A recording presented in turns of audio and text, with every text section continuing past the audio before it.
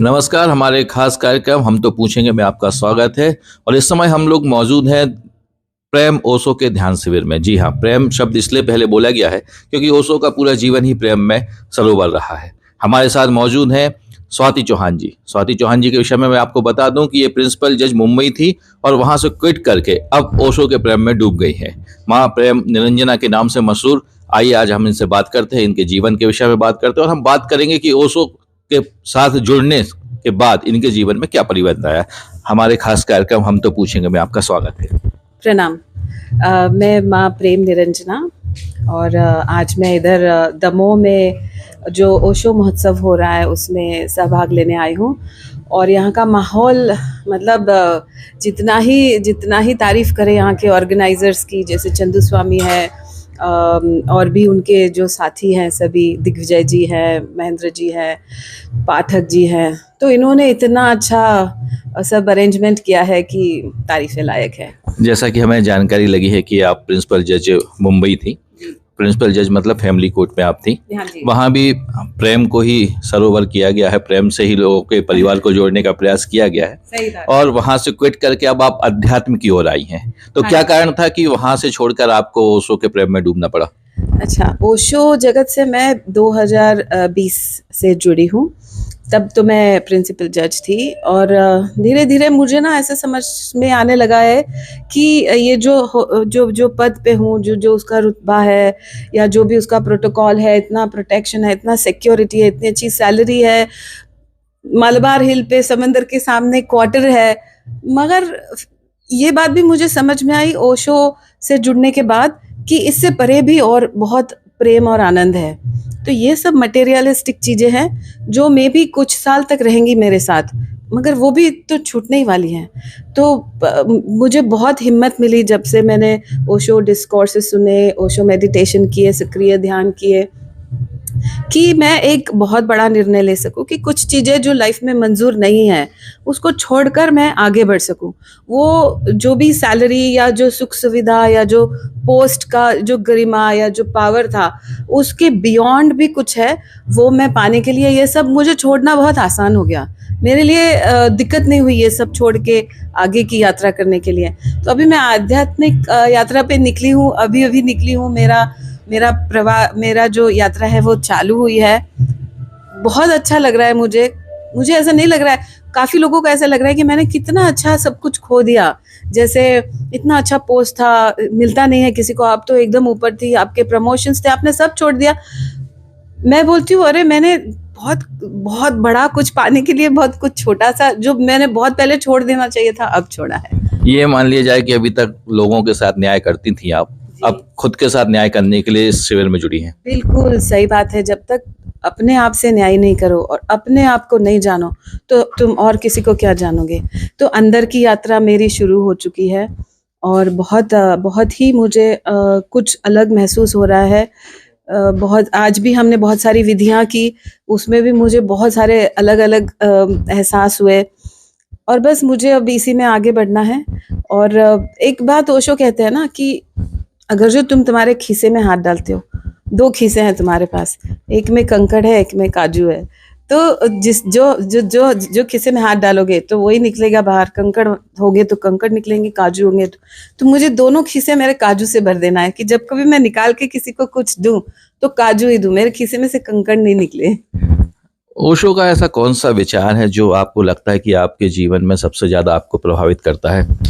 2-3 चीज़ें हैं। जैसे सबसे पहले तो ओशो ने बहुत ही अच्छे से समझाया है कि जो भी तुम्हारे अंदर चल रहा है, विचार चल रहे हैं, जो भी तुम्हारे भाव चल रहे हैं ना, साक्षी बन के देखो उनको।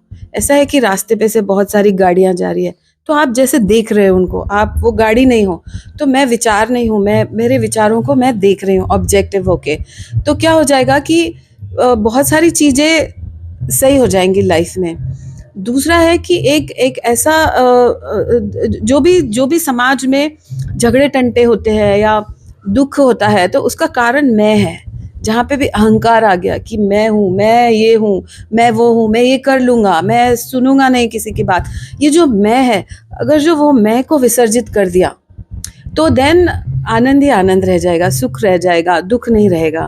तो ये दो दो चीज़ें कि कोई भी चीज़ की कोई भी जो हो रहा है उसके साक्षी बन जाओ, और जो मैं है वो मैं को विसर्जित कर दो। और एक तीसरी बात जो भी बहुत मैं अभी सीख रही हूँ वो है ध्यान में प्रविष्ट होने के लिए अपने सांसों पे गौर करना। मतलब जो सांस आपकी भीतर जा रही है तो आप सांस के साथ भीतर जाओ, और जब आपकी सांस बाहर आ रही है तो सांस के साथ बाहर आओ। तो ये जो यात्रा है जो सांसों के साथ अंदर और बाहर होने की, ये ध्यान में प्रविष्ट होने के लिए बहुत ही सहकार्य करती है। आपको ऐसा नहीं लगता कि ओशो के जो विचार हैं जी। वो एक न्यायाधीश के पद पर रहने के बाद अगर आप समाज में वितरित करते तो समाज का उससे ज़्यादा फायदा होता रिटायरमेंट की अपेक्षा? देखो, मेरा मतलब मैंने वीआरएस लिया है, मैंने काम बंद नहीं किया है, तो मैं भी मीडिएशन करती हूँ, लीगल कंसल्टेशन करती हूँ। तो जो भी ओशो की जो सीख है, जो मैं समझ रही हूँ, जो सीख रही हूँ, वो मैं काम में इस्तेमाल करती हूँ और मुझे अमेजिंग रिजल्ट्स मिलते हैं। मतलब मेरा मीडिएशन का सक्सेस रेट भी बहुत हाई है, ऐसा सब बोलते हैं, और मुझे भी मालूम है कि मैं वो सुलह करा के ही रहती हूँ।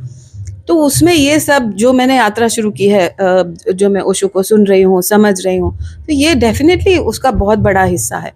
मैं आज एक न्यायाधीश हूँ, रिटायर्ड। मैंने 25 साल, ऑलमोस्ट 24 साल न्याय प्रणाली में काम किया है, और मुझे बहुत बुरा लगता है जब मैं सुनती हूँ कि सब लोग बोलते हैं कि ओशो सेक्स गुरु है।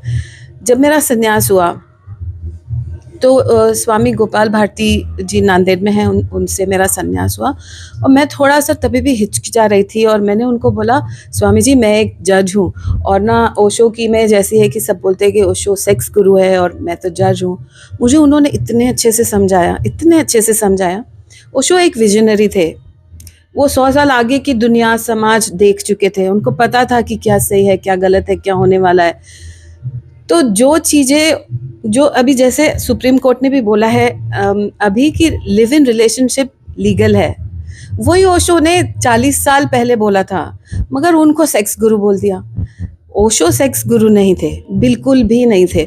वो सेक्स एक अहम हिस्सा है हमारे जीवन का, हमारी सोसाइटी का, उस पर उन्होंने सही लाइट डाली थी। मगर हम लोग जैसे उनका जो एक बहुत ही प्रसिद्ध उनका एक जो उन्होंने बातचीत की है संभोग से समाधि तक, तो हम लोग सिर्फ वो संभोग पे ही अटक गए हैं, समाधि तक जाते ही नहीं हैं।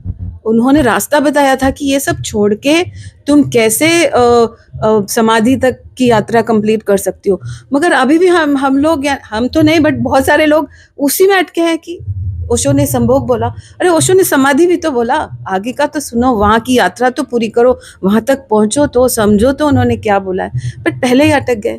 तो ये बहुत बुरा लगता है मुझे, जब से मैं ओशो जगत में हूँ तब से तो और बुरा लगता है कि कितना गलत उनके बारे में चर्चा या जो भी कुछ बोला गया है कि वो सेक्स गुरु है, ये गलत है, ऐसे नहीं है। एक अंतिम सवाल और एक अंतिम शब्द, एक शब्द में ओशो को कैसे परिभाषित करेंगे? ओशो को बोलेंगे soul touching master. Soul touching master Osho, ये कहना है माँ प्रेम निरंजना का, जो स्वाति चौहान थी लेकिन अब संन्यास में डूब गई हैं, अध्यात्म में डूब गई हैं, प्रेम में डूब गई हैं। और इनका कहना है कि संभोग से समाधि तक में आप समाधि तक पहुंचे, संभोग तक तो सब पहुंच चुके हैं। हम ऐसे ही ओशो शिविर में आपसे अन्य लोगों से मिलवाते रहेंगे जो ओशो को फॉलो कर रहे हैं, उनके विचार से, उनके प्रेम में सरोवर हैं। ये थी हमारे साथ स्वाति चौहान जी। आप लोग हमारे साथ जुड़े रहे, आपका बहुत बहुत धन्यवाद। प्रणाम।